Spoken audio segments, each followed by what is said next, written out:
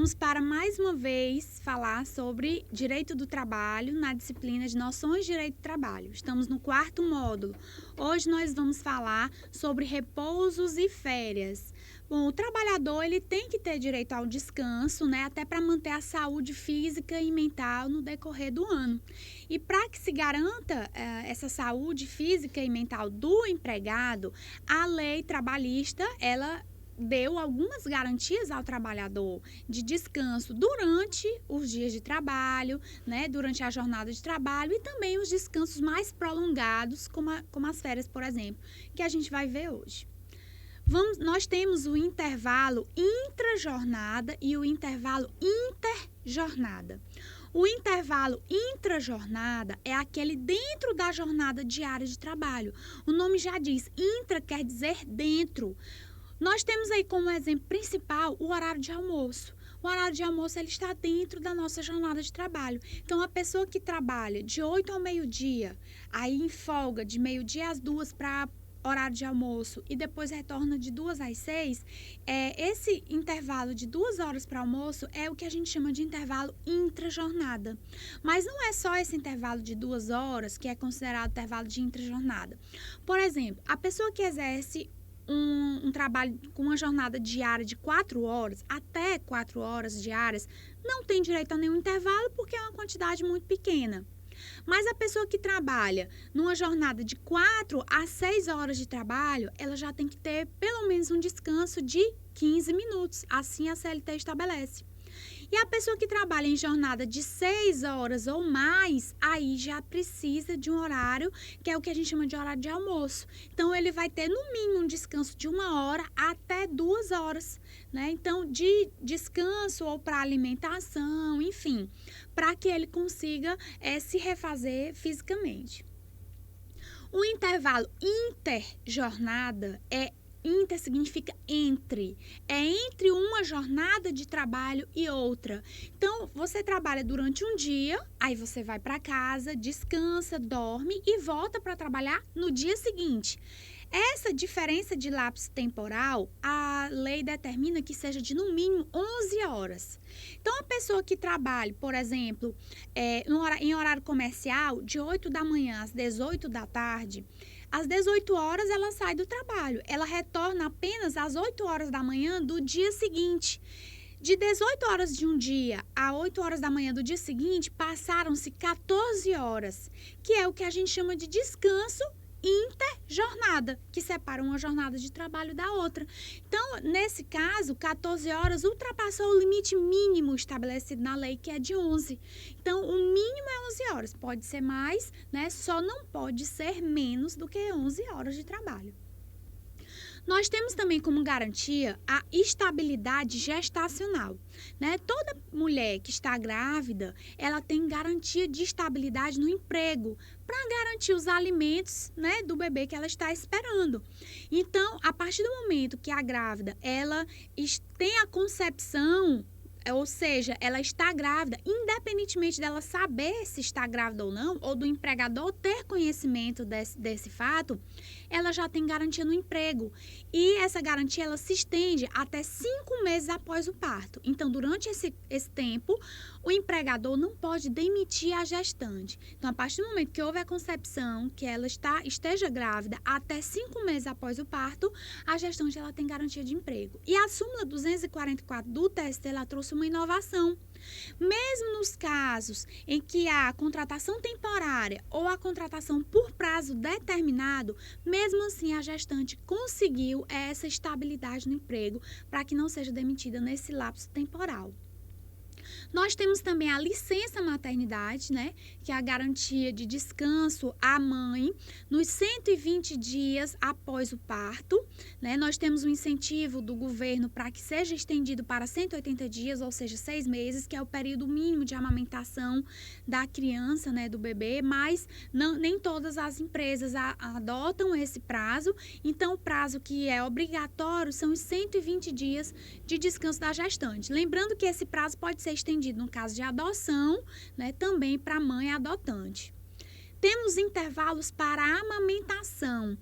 pouca gente sabe dessa garantia da amamentação. Então, a mãe que está amamentando, que já retornou ao trabalho, ou seja, após o 4º mês, né, após os 120 dias, ela tem direito a 2 intervalos de meia hora durante a jornada de trabalho para que seja feita a amamentação, né? Então, durante a jornada de trabalho, ela tem meia hora durante 2 vezes para que seja feita a amamentação do seu filho até o 6º mês de vida, né? Então, se ela considerarmos que ela retorna depois do 4º mês, ela tem aí 2 meses com esse direito garantido.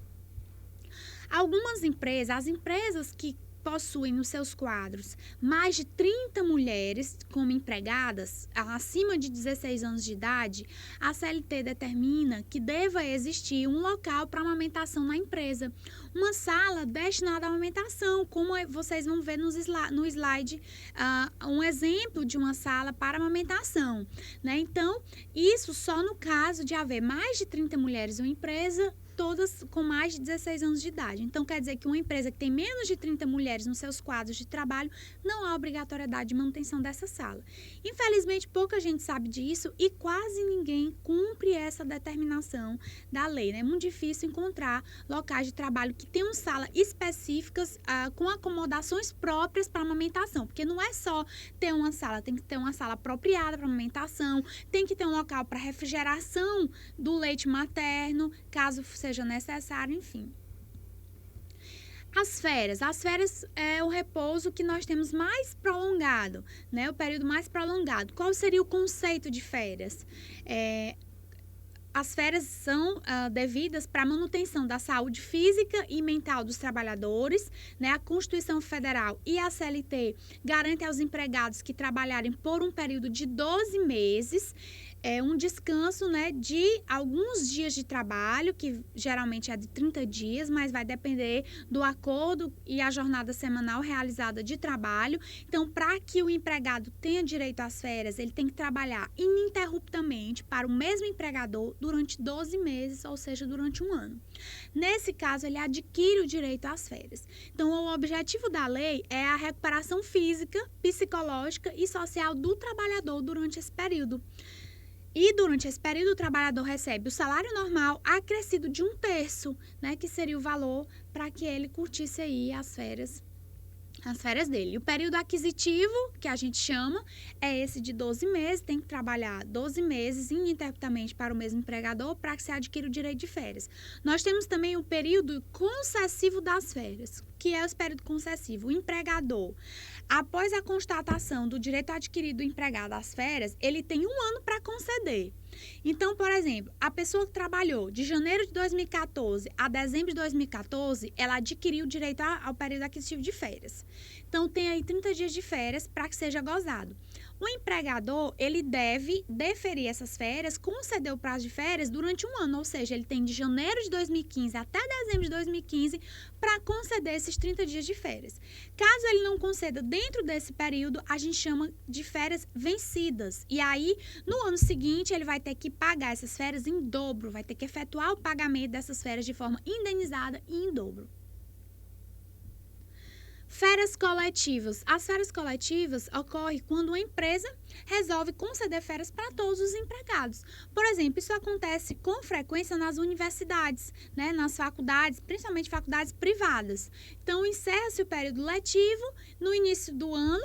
Por exemplo, encerrou em dezembro o período letivo, no início do ano de janeiro, concede-se férias coletivas para todos os funcionários, empregados, os funcionários da própria instituição, porteiro, funcionários como zelador, secretária e também os professores. Então, todos recebem férias ao mesmo tempo. Férias proporcionais. Quando a pessoa é dispensada do trabalho, por exemplo, como a gente viu na demissão sem justa causa, ela tem direito ao valor referente às férias proporcionais. Então, se a pessoa trabalhou 5 meses durante um ano, de janeiro a maio, e foi demitido, ela vai receber esse valor proporcional. Se as férias são pagas no valor de um salário mínimo durante 12 meses, né? O período aquisitivo de 12 meses. Então, caso o salário mínimo, se a pessoa receber o salário mínimo, mas pode ser o salário que a pessoa recebe normalmente.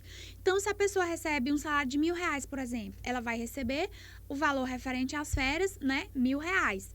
E mais um terço constitucional. Caso essa pessoa trabalhe só 5 meses, ela vai receber o correspondente a esses 5 meses de trabalho proporcionalmente. Vamos falar um pouco de segurança e medicina do trabalho. Existem algumas normas da lei trabalhista para que garantam uma maior segurança no trabalho e normas de higiene, de segurança, de periculosidade, referente a algumas atividades que são desempenhadas. Bom, nós temos a criação da CIPA. O que é a CIPA?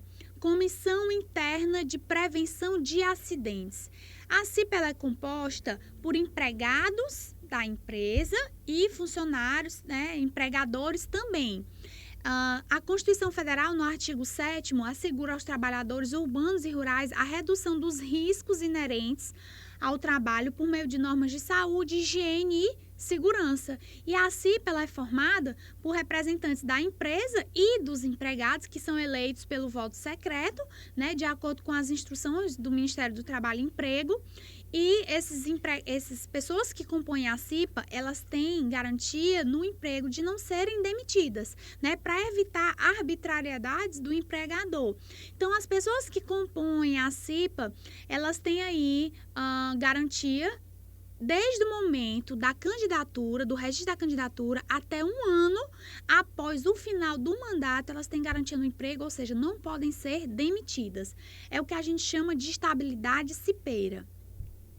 Nós temos o adicional de insalubridade para o caso das atividades insalubres. Insalubridade, por exemplo, quando há o trabalho com manuseio de produtos químicos que podem causar problemas à saúde. Então, quando não existe os níveis mínimos de segurança no desempenho dessas atividades, é devido ao empregado o adicional de insalubridade. No slide vocês vão ver todas as atividades que caracterizam essa insalubridade. E a insalubridade, ela tem grau mínimo, médio e máximo, né? Então, é deferido adicional de 10%, 20% ou 40% de acordo com o grau de risco que é exposto o trabalhador. O adicional de periculosidade também é desenvolvido nas atividades perigosas, que causam perigo à saúde do empregado, como mexer com energia elétrica, como atividades perigosas como trabalho noturno, enfim. Então, o adicional de periculosidade é deferido no valor de 30% da remuneração do empregado, que hoje está sendo calculado referente ao salário mínimo, né? Como não tem ainda nenhuma lei complementar que determine de que forma deve ser cobrado, ainda está sendo cobrado em cima do valor de um salário mínimo. O adicional noturno também é devido às pessoas que trabalham no período da noite. A hora noturna é considerada das 22 horas até as 5 horas da manhã e aquela pessoa que trabalha durante esse período é devido o adicional noturno, que é pago um valor de 20% a mais da hora normal de trabalho durante esse período. As pessoas menores de 18 anos não podem trabalhar nem em regime de insalubridade, periculosidade e nem horário noturno. Vamos falar um pouco de direito coletivo do trabalho. O que é o direito coletivo do trabalho?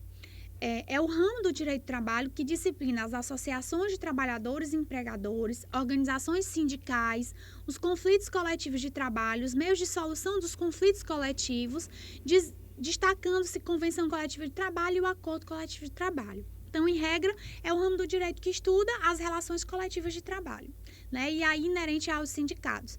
Então, nós temos como direito coletivo principal a pirâmide sindical brasileira, que hoje está estruturada, conforme vocês vão ver no slide, essa pirâmide, nós temos na base o sindicato, que compõe territorialmente a área territorial de um município. Nós vamos ter em seguida as federações, né, que são compostas são de nível estadual e são compostas por até 5 sindicatos da mesma categoria profissional. Elas representam a área de um estado, por exemplo. Nós temos em seguida na pirâmide as confederações, que já estão em nível nacional e elas são compostas por até 3 federações. tem sede geralmente em Brasília, e nós temos as centrais sindicais. As centrais sindicais, elas não são consideradas órgãos da estrutura sindical brasileira, mas elas são órgãos, compõem o modelo corporativista da pirâmide estrutural e são entidades líderes de movimento sindical, embora não representem oficialmente os trabalhadores em acordos e convenções coletivas. Bom, nós temos a estabilidade sindical também como garantia de emprego, né? Desde o registro da candidatura até um ano após o final do mandato, o sindicalizado, ele não pode ser demitido do trabalho caso, né, ele componha aí a estrutura sindical.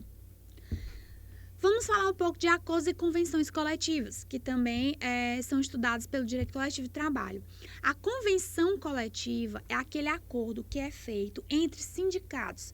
De um lado, nós temos o sindicato dos trabalhadores e, de outro lado, nós temos o sindicato dos empregadores, cada um defendendo os seus interesses. Então, quando se faz um acordo entre sindicatos de empregador e de trabalhador, nós estamos diante de uma convenção coletiva de trabalho. Está disciplinado pelo artigo 611 da CLT. O acordo coletivo de trabalho já é realizado entre o sindicato dos empregados com uma ou mais empresas.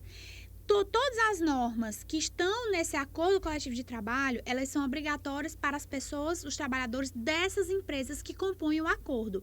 Então, o limite de atuação é reduzido, porque só vai incidir essas normas referente àquela empresa que participou do acordo. Já na convenção coletiva, todas as normas da convenção coletiva, elas são obrigatórias para todas as pessoas daquela categoria profissional que os sindicatos dos trabalhadores representam. E todas essas normas, elas são incorporadas no contrato de trabalho individual de cada trabalhador. Os acordos e convenções coletivas, eles têm um prazo máximo de 2 anos. Bom, então, encerrando o direito coletivo de trabalho, vamos falar só um pouquinho da justiça do trabalho para encerrar o módulo de hoje. Qual seria a competência da Justiça do Trabalho? A competência da Justiça do Trabalho, ela está definida no artigo 114 da Constituição Federal. Vou dar aqui alguns exemplos para vocês, mas nos slides tem toda a competência da Justiça do Trabalho que é definida hoje. Nós temos ações, todo tipo de ação decorrente das relações de trabalho, como reclamações trabalhistas, como pedido de indenização por dano moral ou material decorrente da relação de trabalho. Então, cabe à Justiça do Trabalho processar e julgar essas ações. Nós temos ações que envolvem o exercício do direito de greve. Então, todo tipo de fato relacionado ao exercício da greve, se decorrer algum dano material, moral, ou mesmo em relação à eleição sindical da empresa, tudo isso, todas essas ações são de competência da Justiça do Trabalho. Nós temos conflitos de competência entre órgãos internos, ou então ações constitucionais como mandado de segurança, habeas corpus, na Justiça do Trabalho também. Como é que se organiza a Justiça do Trabalho hoje? Nós temos 3 níveis. Em primeira instância, nós temos juízes do trabalho, que compõem as varas do trabalho, conforme vocês podem ver no slide aí a estrutura organizacional. Nós temos em seguida, como a gente chama de segunda instância trabalhista, os TRTs, Tribunais Regionais do Trabalho. E em última instância, nós temos o TST, que é o Tribunal Superior do Trabalho. As varas do trabalho, elas geralmente se colocam em determinados municípios. Então, por exemplo, no município de Teresina, nós temos hoje, atualmente, 4 varas do trabalho funcionando. Mas nós temos vara do trabalho em Piripiri, nós temos vara do trabalho em Corrente, nós temos vara do trabalho em Valença, enfim. Então, nós temos vara de trabalho em vários municípios do estado do Piauí. O TRT, ele representa um estado. Nós temos atualmente 24 TRTs em todo o território nacional. Alguns estados não possuem Tribunal Regional do Trabalho, né? Como, por exemplo, os estados de Tocantins, Acre, Roraima e Amapá. Entretanto, eles estão ligados aos TRTs dos estados vizinhos. E, por fim, o TST, que hoje está com sede em Brasília, que é composto de 27 ministros, né? Então, o TST é a nossa última instância trabalhista e é de nível nacional. Bom, então nós encerramos a nossa aula de hoje com a organização da justiça do trabalho e nos slides vocês podem acompanhar as referências bibliográficas dessa disciplina.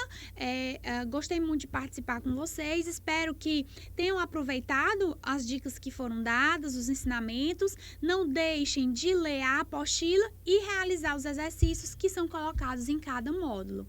Um abraço, tchau, tchau.